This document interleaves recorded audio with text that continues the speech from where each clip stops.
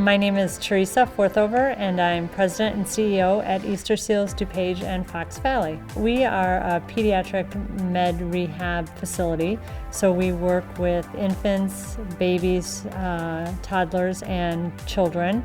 We provide rehabilitation services for those who have developmental delays and disabilities. We serve children with a very mild developmental delay, like maybe a speech impairment, to those who are very medically complex. For us, one of the biggest challenges that we are dealing with today, and that I think is going to become even a bigger challenge down the road, is we do accept insurance. We also see children who have Medicaid services and early intervention services. And the funding for children's rehab services is really very insignificant. If you or I go to a rehab facility for a shoulder injury, the insurance company will pay triple of what they'll pay for a child who has a developmental disability or delay. So for example, Medicaid funds about a third of what it actually costs us to provide a service, which requires us to do a significant amount of fundraising so that we can serve those children as well as those who have good health care coverage. So today, healthcare is a big topic across the country, and it's a challenge we see every day in our work. From clients who need extensive services, but their insurance policy limits them to 60 visits in a year. A child with cerebral palsy, Down syndrome, even autism may need significant more services than those 60 visits, and the families then would have to pay out of pocket, which just makes it unaffordable for most families.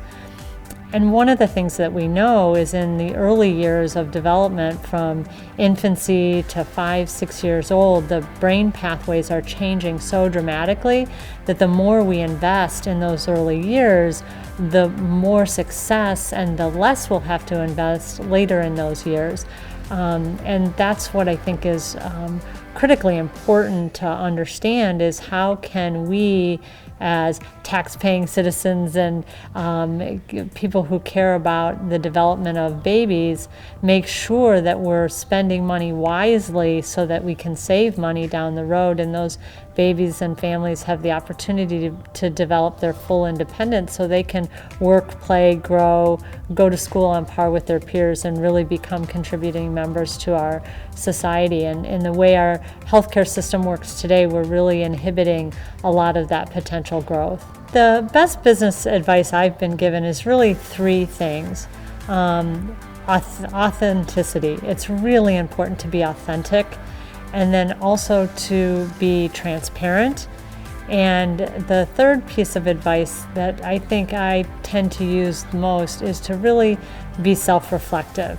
So when I've made a decision, make sure that as I see how it's come across, that I've really made the best decision, and not be afraid to say, you know, I took a right and I really probably should have taken a left, and being transparent with those kinds of conversations with whether it's my direct reports or the staff as a whole, or board members, or even families, because there are certainly management decisions that are difficult and challenging, and while I always do my best to make the best decision, sometimes I know I need to shift course a little bit based on the impact that the decision has made. And so I feel like if you're authentic, transparent, and self-reflective, you'll really gain the respect of your team and do the best for your clients.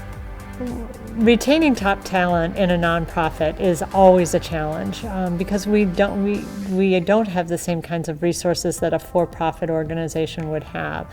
So we have to be a little bit creative. We certainly pay the best that we possibly can to our staff, because that is ultimately important for employees.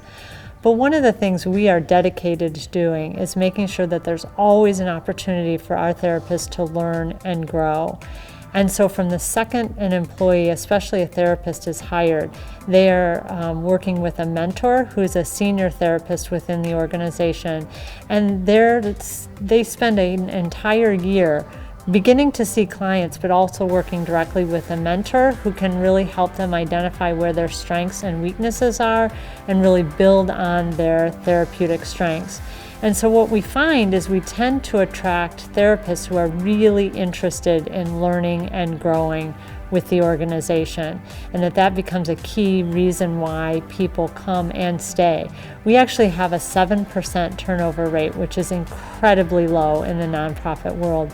And I do think we're small enough, although we have 87 therapists and 140 staff, we're still small enough that we have fun together, we play together, we grow together, and we also have a inclusive child daycare center.